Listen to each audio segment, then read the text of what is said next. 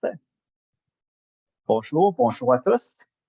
Merci de nous joindre pour ce webinaire ce soir collaboratif de la Fondation canadienne du foie et le Centre de transplantation HMERA au réseau universitaire de santé sur la stéatose hépatique, maladie du foie et la transplantation hépatique. Mon nom est Ned Maximovic, je serai le modérateur de ce webinaire ce soir. Je voudrais commencer par reconnaître que le Bureau national de la Fondation du foie à Markham, en Ontario, est situé sur les territoires traditionnels des peuples Anishinaabe et des peuples Haudenosaunee couverts par les traités du Haut-Canada. Le Centre de transplantation d'HMERA et le Centre d'organes vivants au réseau universitaire de santé sont situés sur les territoires traditionnels des Mississauga du Crédit, des Anishinaabe, des Chippewa, des Haudenosaunee et des Wendat, et abrite maintenant de nombreuses Premières Nations diverses, peuples inuits et métis. Nos conférenciers aujourd'hui vont discuter la stéatose hépatique, la néphro de NASH et des conditions avancées ou chroniques, ainsi que des voies vers la transplantation du foie. N'hésitez pas à utiliser le fil de commentaires pour poser vos questions pendant la présentation et notez que les questions seront répondues après la présentation. Cette session sera disponible après l'événement sur les pages Facebook et YouTube de la Fondation canadienne du foie et du Centre pour le don d'organes vivants dans les prochains jours. En ce moment, je peux souhaiter la bienvenue à la Dr. Mamata Bhatt. Dr. Bhatt est pathologue et clinicienne chercheuse au programme de transplantation d'organes multiples au réseau universitaire de santé et professeur adjoint à la division de gastro-entérologie du département de médecine à l'Université du Toronto. Dr. Bhatt. Bonsoir à tous et merci Nem pour cette invitation à présenter ce webinaire éducatif sur la transplantation et spécifiquement pour la stéatose hépatique non alcoolique. Alors, je vais amorcer le webinaire. Alors, aujourd'hui, on va commencer par couvrir les fonctions du foie en général. On va par la suite discuter ce qu'est la stéatose hépatique non alcoolique. Qu'est-ce que la stéatohépatite non alcoolique?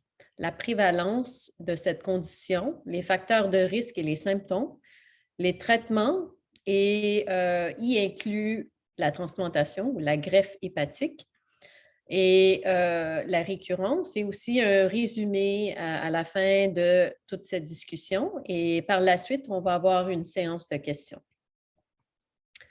Alors, le foie, c'est vraiment un organe miraculeux. C'est un organe qui travaille très fort, travaille 24 heures par jour, effectue plus de 500 fonctions. Cet organe pèse 1 kg. Il est situé dans le quadrant supérieur droit de l'abdomen et il y a 2 lobes principaux, comme vous pouvez voir ici. Il y a 8 segments, alors vous les voyez énumérés de 1 à 8 ici, et 1000 lobules. Alors, c'est des petits lobes qui servent les fonctions multiples qui sont vraiment essentielles à la vie. Alors, le foie agit comme un filtre. C'est une usine de bile et de nutriments et c'est une usine métabolique. Alors, ça transforme les lipides, les glucides et les protéines, ça les produit et les transforme. Et finalement, ça a un effet, ça a une fonction de détoxification, alors de détoxifier les toxines, les déchets métaboliques et les médicaments. Alors, on peut catégoriser les fonctions multiples de cet organe dans 3 catégories essentielles à la vie, finalement. Alors, pour ce qui est de la maladie du foie gras non alcoolique, ça représente un spectre. Alors, on commence avec l'accumulation de graisse dans le foie sans consommation excessive d'alcool. Et avec la stéatose hépatique non alcoolique, on a un foie gras où il n'y a pas d'inflammation, mais avec la stéatohépatite, alors ce suffixe à la fin, ça nous dit que il y a une inflammation. Alors, c'est comme une réaction immunitaire du système immunitaire contre cette insulte qui est le gras. Alors, il y a une inflammation de ce foie gras. Alors, quelle est la prévalence mondiale de la stéatose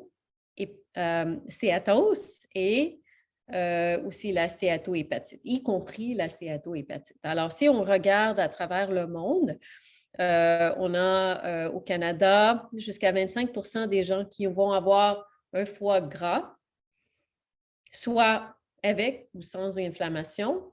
Et à travers le monde, on voit qu'il y a différentes prévalences à travers le monde. Alors, le moindre prévalence est en Afrique et le plus haut prévalence est dans le Moyen-Orient. Alors, il s'agit vraiment d'une épidémie mondiale. Alors, vraiment, dans les dernières décennies, on voyait que l'hépatite B et l'hépatite C, c'était les causes prédominantes de maladies chroniques du foie. Alors, l'hépatite B particulièrement en Asie et l'hépatite C particulièrement en Europe et en Amérique du Nord. Mais maintenant qu'on peut soit traiter et garder sous contrôle l'hépatite B, et on a aussi eu des programmes de vaccination, d'immunisation contre l'hépatite B. Alors ça a diminué le taux et la prévalence de l'hépatite B comme cause de maladie chronique. Et aussi l'hépatite C, maintenant, on est capable de le guérir avec des médicaments antiviraux. Alors ça, c'est vraiment un miracle dans le domaine des pathologies que maintenant on peut guérir l'hépatite C. Alors finalement, ça a mené que maintenant, on a la stéatose non alcoolique comme cause prédominante de maladies chroniques du foie, particulièrement en Amérique du Nord et en Europe, et dans le Moyen-Orient, comme j'ai dit tantôt.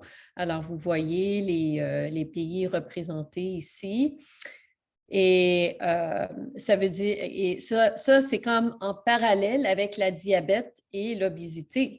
Alors, on voit que dans les dernières années, on a vraiment un taux augmenté d'obésité et de diabète. Alors, la stéatose hépatique, vraiment, ça augmente en parallèle avec la diabète et l'obésité.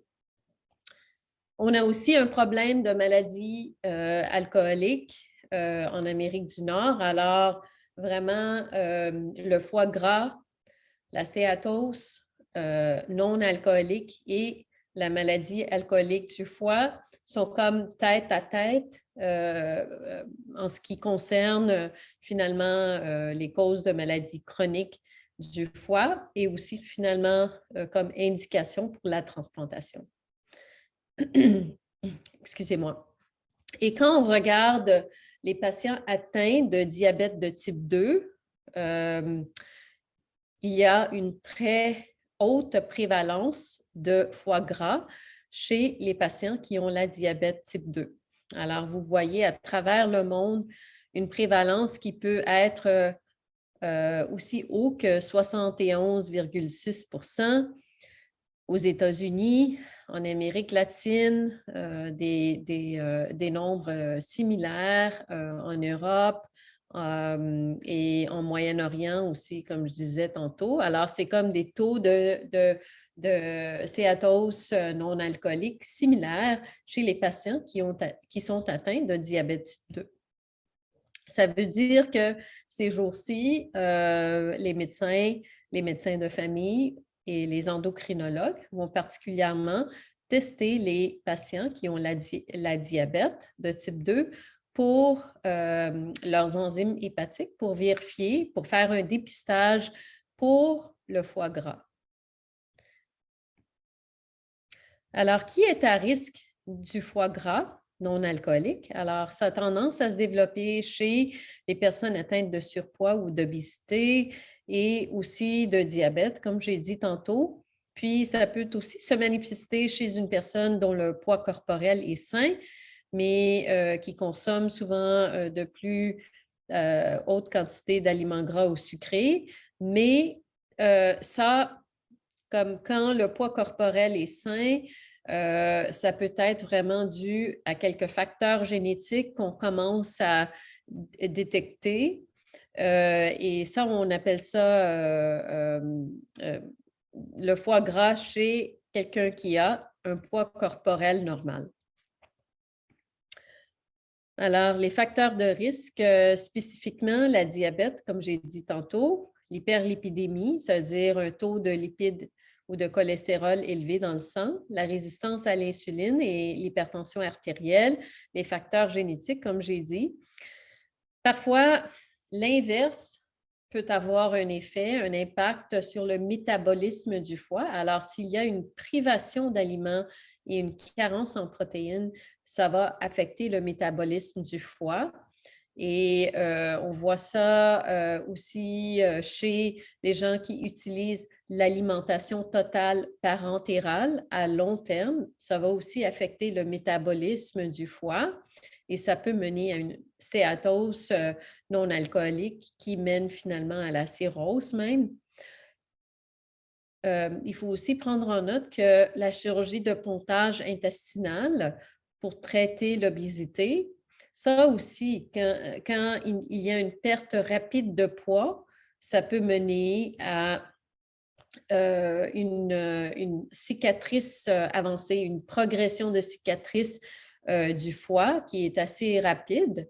Et c'est pour ça que c'est important de ne pas perdre le poids trop rapidement. Il faut perdre le poids en modération. Et ça, pour atteindre un poids corporel qui est sain. Alors, maintenant, je vais parler de la progression de la stéatose non alcoolique. On commence avec le foie sain et on voit une accumulation de graisse et de triglycérides, d'acides gras avec la stéatose. Alors, si on regarde une biopsie d'une personne atteinte de stéatose, on voit du gras qui s'accumule dans le foie. Avec la stéatohépatite non alcoolique, on a une inflammation. Alors, cette inflammation-là, comme j'ai dit tantôt, c'est le système immunitaire qui réagit contre cette insulte, qui est le foie gras ou le gras qui est accumulé dans le foie. Et c'est comme une réponse qu'on voit comme réaction contre n'importe quelle insulte au foie. Alors, s'il y a question d'alcool consommé en excès ou l'hépatite C, qui est une insulte, ou d'autres formes d'hépatite ou de toxines, finalement, le système immunitaire réagit contre cette insulte et ça induit une inflammation qui, avec le temps, peut provoquer une fibrose ou une cicatrisation du foie. Alors ça se développe au fil de plusieurs années. Et ça, c'est particulièrement présent quand quelqu'un a des facteurs de risque génétique. Alors, ça peut survenir chez une certaine proportion. Je vais vous montrer des chiffres plus tard. Mais il faut aussi prendre en note que ça prend beaucoup de temps à développer la cirrhose ou une cicatrisation prononcée du foie. La raison pour ça, c'est parce que le foie a le potentiel de se régénérer. Il est capable de se régénérer et c'est un mécanisme, une réaction qui est assez spéciale du foie. Alors, aucun autre organe est capable de se régénérer à ce niveau. Et c'est pour ça que ça prend plusieurs années avant que la cirrhose se développe. Il faut aussi reconnaître qu'avec le temps, avec la régénération en réponse à cette insulte, on peut aussi accumuler des facteurs, des des problèmes au niveau des gènes qui peuvent mener au cancer à long terme. Alors, parce que le foie est capable de se régénérer, c'est un environnement propice à la formation de cancer à long terme. Alors, c'est pour ça que le cancer chez quelqu'un qui a une maladie chronique du foie, ça va arriver la plupart du temps lorsque l'individu a accumulé la cirrhose du foie. Alors, c'est ça, la cirrhose du foie, c'est une cicatrice complète et prononcée du foie. Alors, vous voyez ça ici.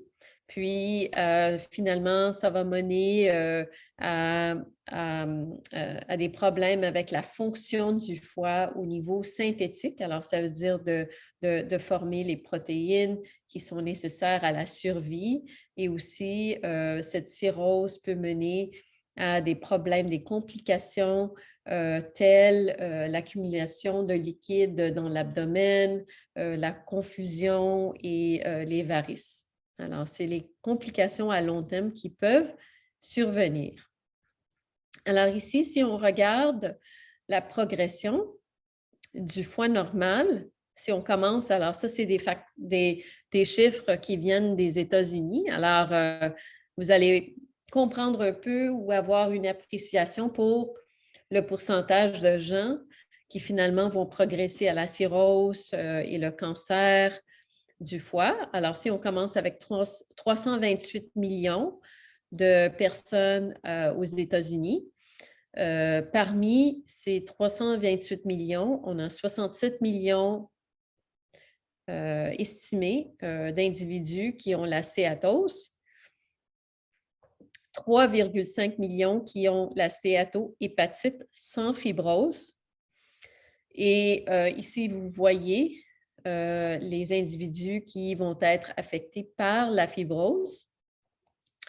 Et la fibrose avancée, 1,3 million. Et finalement, le cancer du foie, 70 à 200 000 individus. Alors, ça, c'est des estimés. Ce n'est pas des chiffres exacts, mais ça vous donne un aperçu de l'impact au niveau, au niveau un peu plus au niveau de la population. Alors, si on regarde les médicaments qui sont en évaluation dans le foie gras et la stéatohépatite en particulier, alors ça, ça vous donne un aperçu des types de médicaments qui sont là et qui sont en études cliniques.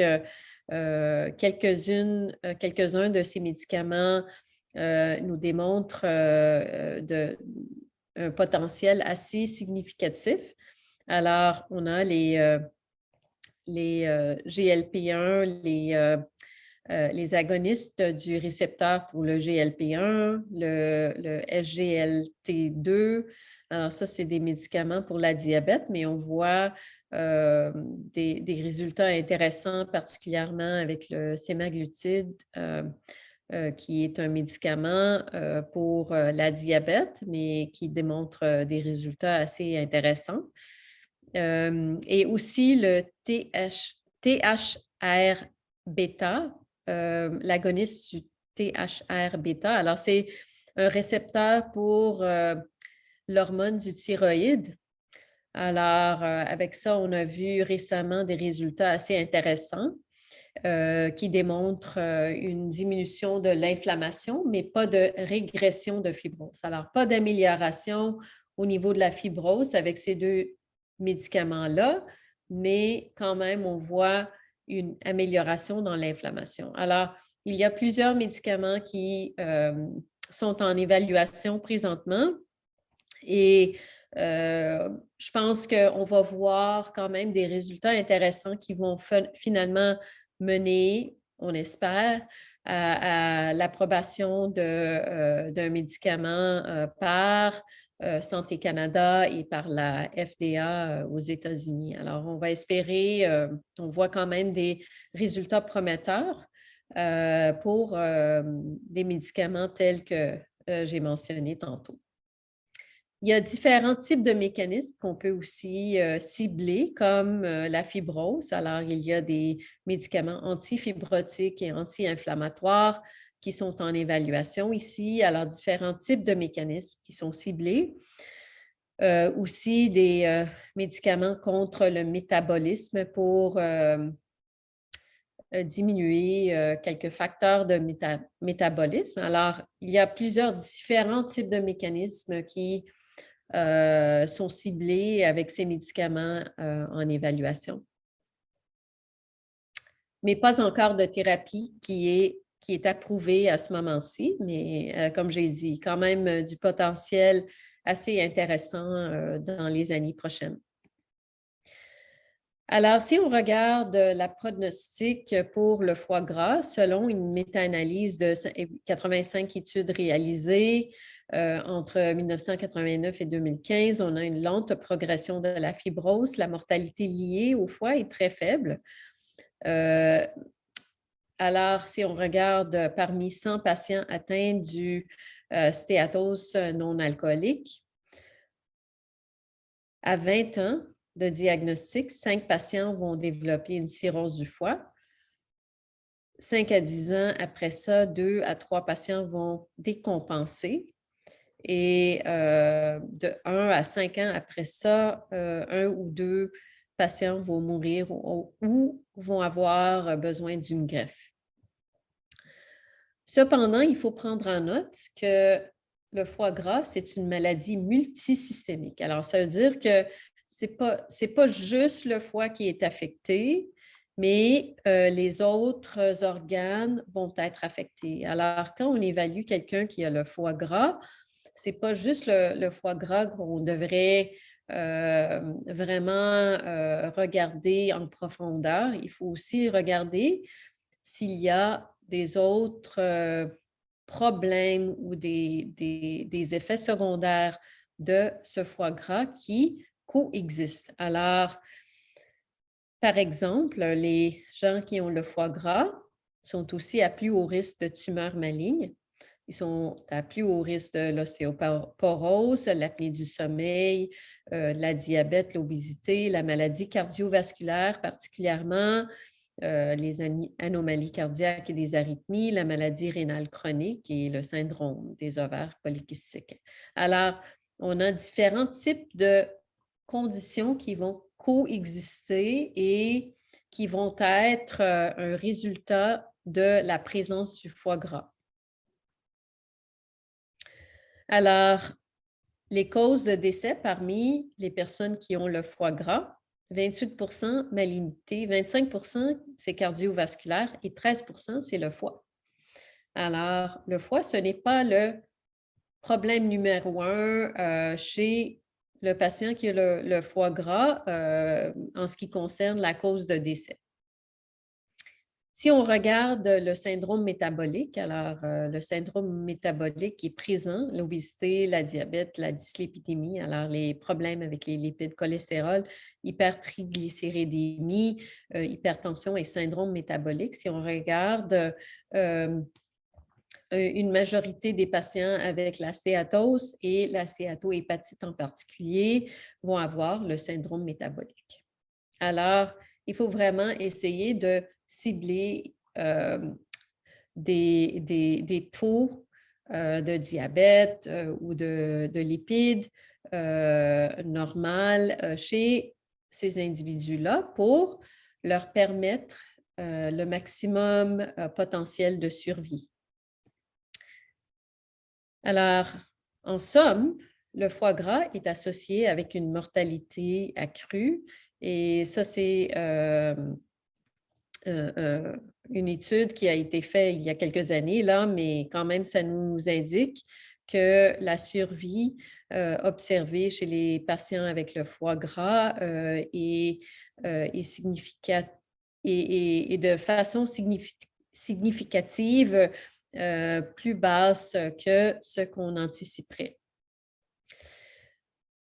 En ce qui concerne les Canadiens et la stéatose hépatique et les maladies du foie, alors une étude récente nous a démontré que les maladies du foie vont affecter et causer la mortalité 2 fois plus chez les Canadiens dans les 10 prochaines années, dans 10 ans. Et la maladie du foie gras va être une cause assez importante de cette augmentation dans le taux de mortalité. Et une raison pour ça, c'est que c'est souvent sous-diagnostiqué en raison de l'absence de ces symptômes et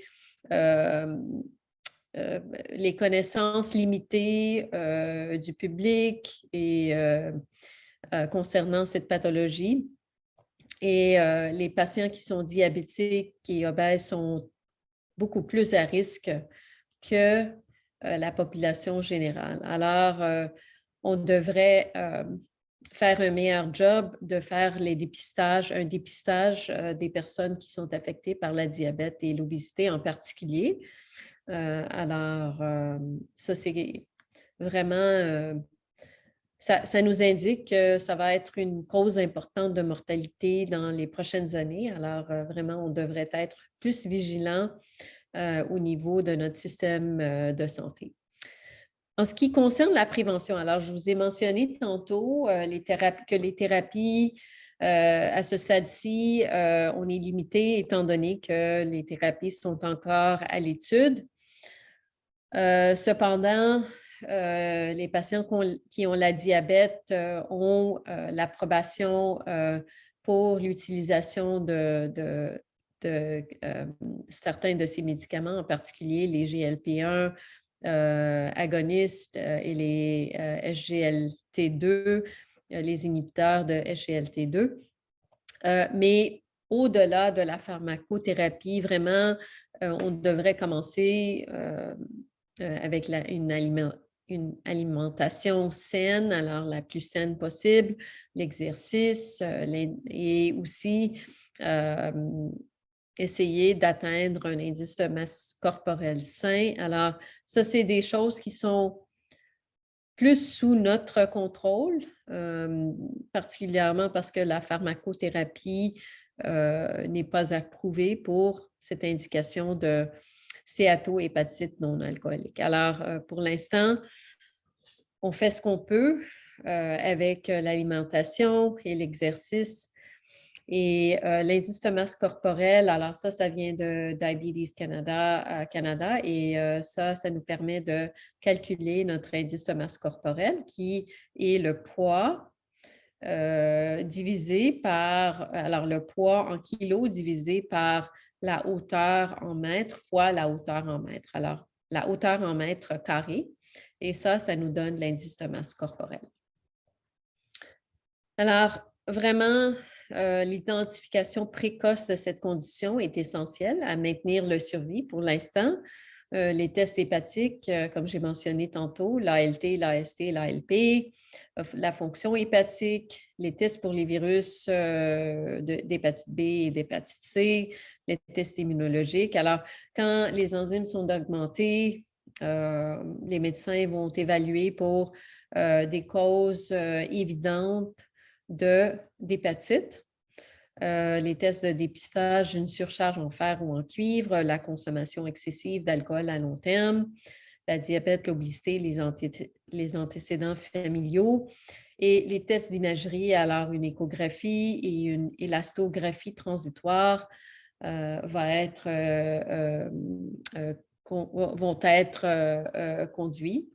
Et finalement, on peut avoir une biopsie du foie. Ce n'est pas nécessaire pour le diagnostic, mais c'est quelque chose qui est le standard. Comme ça, c'est notre diagnostic à 100% qui va nous dire vraiment si quelqu'un a le foie gras et la stéatohépatite. Alors, c'est une procédure de diagnostic pour déterminer ce qui cause la maladie du foie et le degré de fibrose. Alors maintenant, je vais parler, étant donné que la cirrhose du foie peut survenir et les complications reliées à la cirrhose du foie peuvent survenir chez les individus avec le foie gras. Je vais parler un peu de transplantation hépatique pour votre appréciation. Alors, ça, c'est quelque chose qui est considéré quand les options thérapeutiques ont été épuisées et il y a une absence de contre-indication évidente à la transplantation. L'espérance de survie est au moins de 60%. Alors, il y a différents critères pour la transplantation hépatique et ces critères-là sont considérés par les médecins au programme de transplantation. Alors, présentement en Ontario, il y a 229 patients, basés sur les chiffres du 27 mars, 229 patients qui sont sur la liste d'attente pour une greffe hépatique, dont 83 femmes et 146 hommes. Et ça, vraiment, c'est basé, la priorisation des patients est basée sur leur statut médical et le pointage du sodium MELD. Alors, le MELD, c'est un score qui est basé sur 4 critères ou 4 tests laboratoires, tels l'INR, la bilirubine, la créatinine et le sodium. Alors, basé sur une formule. Alors, il y a une formule qui est calculée basée sur ces 4 paramètres et ça nous dit jusqu'à quel niveau un patient est affecté par leur foie et leur maladie du foie et à quel niveau ils sont malades. Alors ça nous dit comment on devrait prioriser le patient. Alors, c'est vraiment basé sur le pointage du sodium MELD.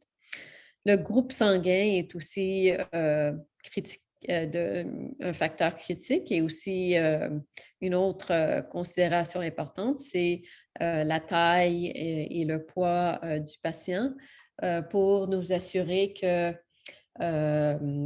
l'organe du donneur pourrait être bien inséré dans l'abdomen du récipiendaire et pourrait bien marcher avec dans ce récipiendaire. Alors, ça, c'est le MELD, comme j'ai dit tantôt. Alors, le sodium MELD est calculé basé sur ça et aussi si quelqu'un est sur la dialyse. Et ça nous permet de prédire le pronostic vital pendant les 3 prochains mois. Alors, le calcul du score MELD se situe entre 6 et 40 et un score de 11 est relié à une mortalité, un taux de décès de 6% versus un score très élevé à 33. Alors, la mortalité à 3 mois est de 53%. Et par exemple, en Ontario, le score moyen est de 28-29. Au Québec, c'est plus bas, étant donné qu'il y a moins de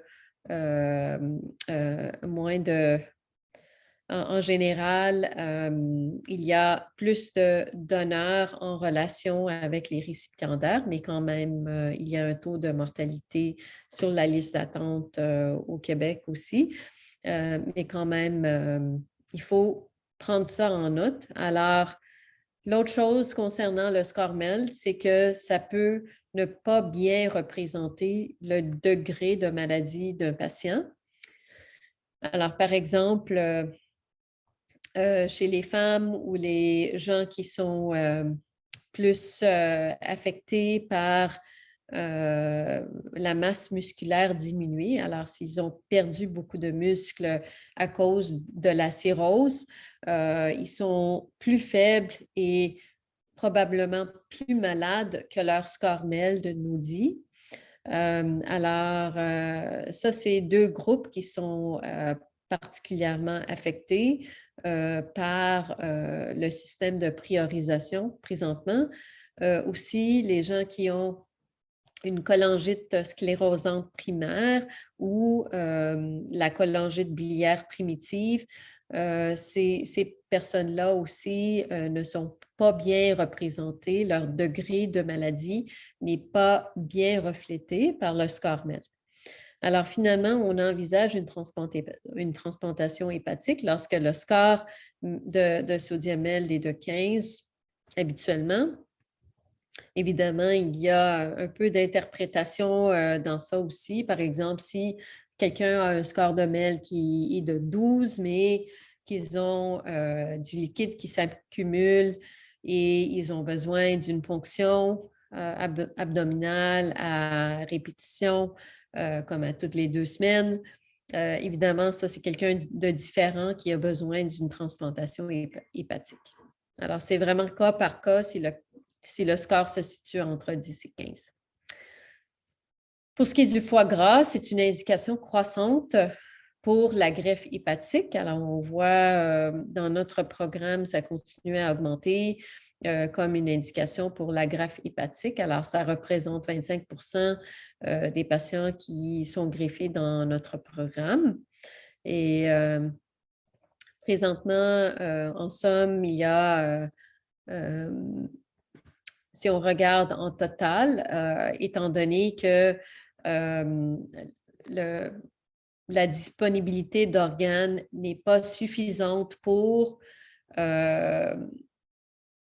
le nombre de patients qui attendent, ça veut dire qu'il y a un taux de mortalité sur la liste d'attente. Alors, présentement, il y a 347 patients actifs sur la liste d'attente au Canada et en 2022, il y avait 101 morts en attente d'une greffe de foie.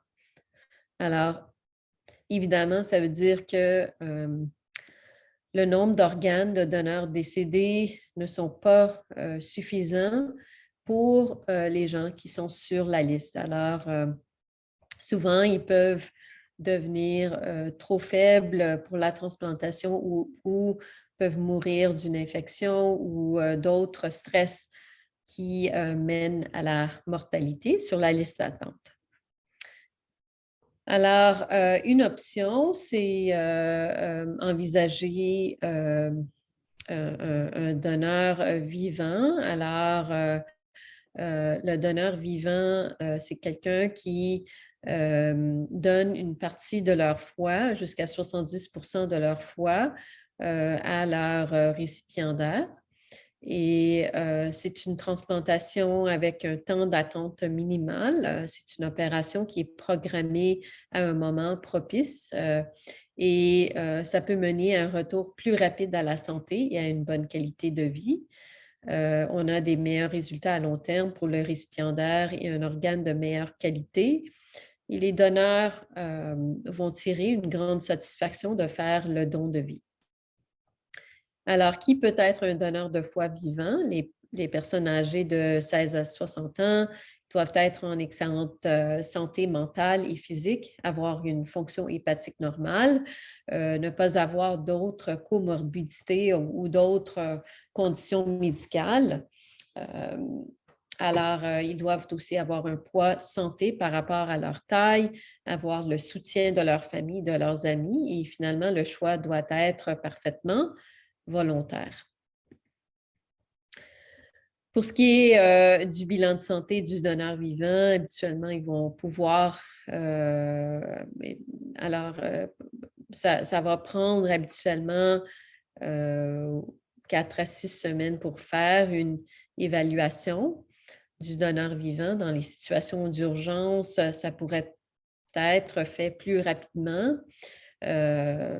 Par exemple, si quelqu'un a une condition beaucoup plus rapide, alors ça peut être fait dans une plus courte durée de temps. De la demande du donneur jusqu'à la chirurgie, c'est à peu près 8 semaines, 94 jours en moyenne pour les donneurs de foie vivant anonymes. Pour le donneur, l'hospitalisation, c'est de 5 à 7 jours. La plupart des donneurs vont retourner au travail dans un délai de 6 à 8 semaines. Il y a un programme de remboursement pour les donneurs, incluant les déplacements, les repas, l'hébergement et les pertes de revenus engagées par les donneurs potentiels ou réels. Pour ce qui est, en général, la survie des patients transplantés, à partir de l'inscription à notre programme, alors notre programme au réseau de santé universitaire à Toronto, on fait à peu près 200 greffes hépatiques par année. Alors, ça représente le plus grand programme en Amérique du Nord, non seulement au Canada, mais en Amérique du Nord. Et parmi, c'est à peu près 200 transplantations hépatiques, les greffes hépatiques. On fait de 70 à 80 greffes hépatiques de donneurs vivants. Et comme j'ai dit tantôt, ça veut dire que comme les donneurs vivants, ceux qui peuvent avoir un donneur vivant, ils vont avoir un taux de mortalité beaucoup plus diminué comparativement à celui qui est dépendant du donneur décédé. Alors, ce chiffre-là, on peut dire que c'est à peu près de 30 %. Alors, une survie qui est 30 % meilleure pour celui qui peut recevoir un donneur vivant versus un donneur décédé. Et aussi, le récipiendaire du donneur vivant va pouvoir retourner et pouvoir se récupérer beaucoup plus rapidement que celui qui reçoit un donneur décédé, un organe de donneur décédé. Alors, en sommaire, pour conclure, la stéatose hépatique est présentement la maladie chronique du foie la plus courante. Il y a un taux plus élevé de mortalité et de retrait de la liste d'attente. Pour ce qui est du foie et la cirrhose décompensée du foie, il n'y a aucune dialyse qui existe présentement pour remplacer les fonctions complexes du foie. Et la transplantation hépatique est un traitement salvateur pour les personnes souffrant d'une maladie de foie en phase terminale. Comme j'ai dit tantôt, c'est une minorité des gens, mais quand même, à présent, on attend des médicaments pharmacothérapeutiques qui vont être capables de traiter le foie gras. Alors, pour l'instant, on voit que la stéatohépatite continue à augmenter comme une indication pour la transplantation au Canada et aux États-Unis. On voit aussi, j'en ai pas parlé, mais il y a potentiel de récidive de la stéatohépatite après une greffe de foie. Alors, on voit ça chez 50 à 70 % des gens qui reçoivent une greffe hépatique. Alors, on veut aussi essayer d'augmenter et d'optimiser la survie après la transplantation. Alors, on attend avec hâte les médicaments prometteurs qui sont en essai encore, en essai clinique. Pour l'instant, l'alimentation et atteindre un indice de masse corporelle optimal, c'est des choses qu'on peut faire parce que c'est des facteurs de risque modifiables pour le développement de la stéatose et aussi après une greffe du foie. Alors, maintenant, OK. Maintenant, on va procéder à la séance de questions. Alors, il va me faire plaisir de répondre à vos questions. Merci.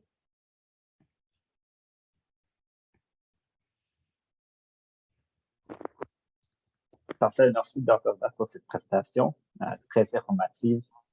Nous avons reçu quelques questions concernant la stéatose hépatique et la NASH. C'est en ce qui concerne les ajustements alimentaires, la question la plus courante, c'est quelque chose en fait des ajustements que les gens peuvent faire en ce qui concerne l'alimentation. Alors, vous avez mentionné que les ajustements alimentaires sont généralement considérés comme un traitement fondamental, disons, pour la stéatose hépatique et peut-être la NASH aussi. Dans votre opinion, quel serait le régime alimentaire le plus idéal pour les personnes vivant avec une stéatose hépatique ou peut-être une stade comme la NASH? Oui, c'est une bonne question. Alors, en général, je recommanderais de garder un régime faible en sucre et particulièrement les sucres artificiels et aussi faible en gras. en autant que possible. Et aussi regarder les calories, les portions qu'on consomme aussi. Alors, ça, c'est aussi important. Alors, souvent, ce qui est intéressant, c'est de discuter ça avec quelqu'un qui a cette expertise spécifique. Alors, les médecins vont peut-être pas pouvoir discuter ça en détail avec vous. Ils peuvent vous donner des recommandations générales, mais je suggérais aux individus qui sont affectés par le foie gras d'aller voir une diététicienne, un diététicien qui peut leur donner des recommandations qui leur sont spécifiques parce que souvent, on ne réalise pas ce qu'on consomme et ce qu'on pourrait améliorer dans notre régime en général. Il y a probablement des points faibles dans le régime alimentaire qui pourraient vraiment identifier pour que les individus puissent optimiser leur régime. Et finalement, c'est une question aussi d'exercice. Alors, ce n'est pas juste l'alimentation, mais c'est aussi une question d'exercice. Alors, je sais que plusieurs individus ne peuvent pas nécessairement faire beaucoup d'exercices parce que peut-être qu'ils sont affectés par l'ostéoarthrite. Par exemple, l'arthrite, c'est comme une inflammation dans les joints, dans les jointures qui va survenir particulièrement chez les individus qui ont du surpoids. Alors, c'est comme un cycle vicieux parce qu'ils ne peuvent peut-être pas faire l'exercice au niveau qui leur permettrait de perdre du poids. Alors, une discussion potentielle, c'est de voir même, de faire de la natation qui a moins d'effet sur les jointures et finalement essayer d'atteindre un indice de masse corporelle plus sain. Aussi, pour ceux qui ont la diabète ou ceux qui ont le surpoids très, très significatif, la chirurgie bariatrique, comme j'ai le pontage intestinal qui pourrait être indiqué, ou il y a aussi des médicaments que j'ai mentionnés tantôt, les agonistes du récepteur GLP-1 qui pourraient être considérés quand quelqu'un a le surpoids et l'obésité. Et quand on cible le surpoids et l'obésité et on voit une amélioration dans le taux de surpoids, on voit aussi une amélioration dans les enzymes hépatiques. Alors, ça peut changer le métabolisme du foie pour réduire finalement l'inflammation et l'accumulation de gras.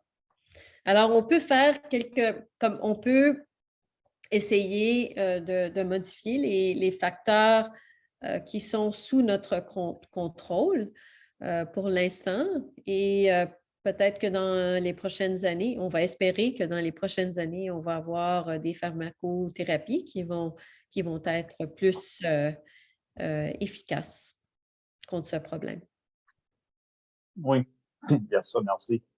Euh, une question ici une question intéressante, je dirais sur le terme lean NAFLD ou le NAFLD maigre ou le stéatose hépatique maigre, comment on peut l'appeler. Est-ce que vous pouvez expliquer ce terme ou qu'est-ce que ce terme peut dire en référence de le lean NAFLD, le NAFLD maigre? Alors ça veut dire que quelqu'un a un indice de masse corporelle qui est dans la moyenne, alors de 18,5 à 25 pour ce qui est de l'indice l'indice de masse corporelle, mais qui a le foie gras. Alors, on n'anticiperait pas voir le foie gras chez un individu qui a un indice de masse corporelle normal, mais on peut voir ça et c'est particulièrement présent chez les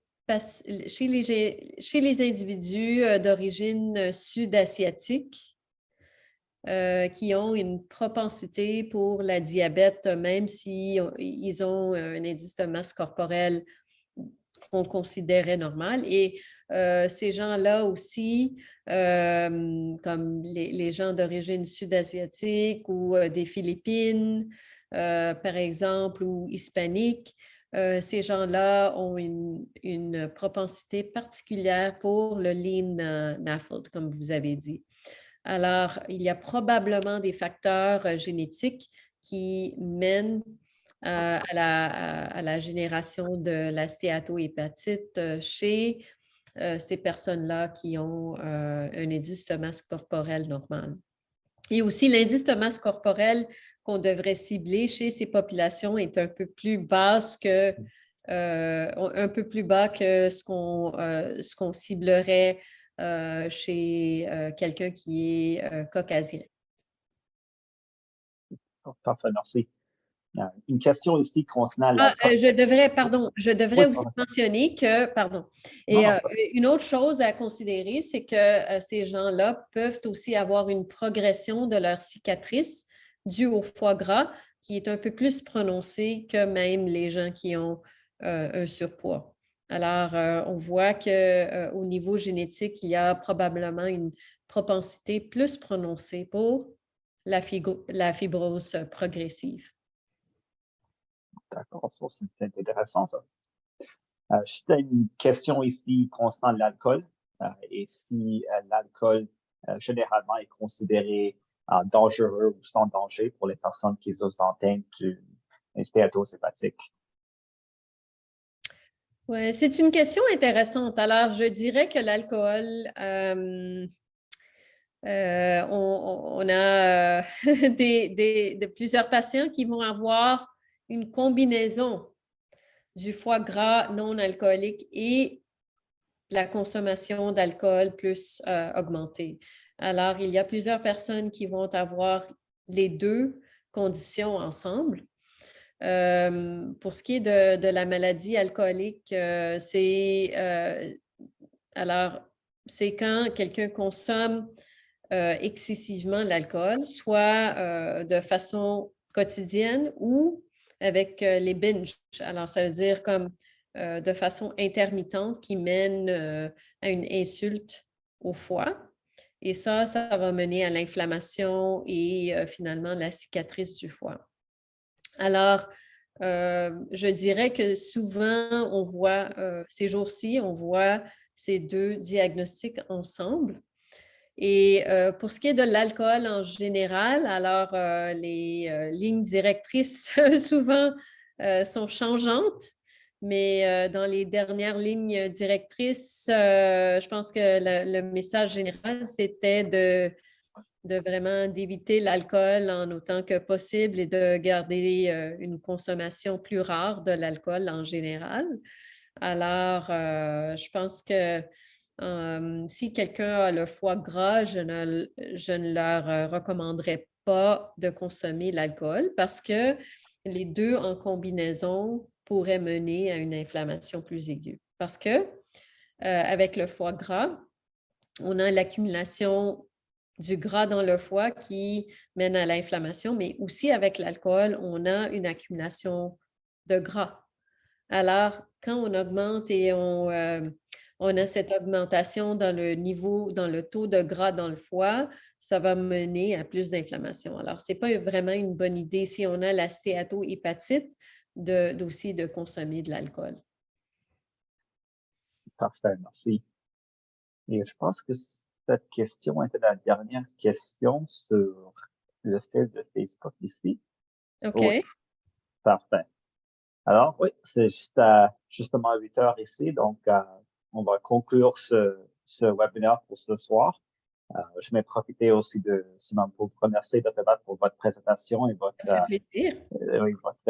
les questions et les réponses à la fin de la présentation sont toujours intéressantes et ça vaut la peine de discuter.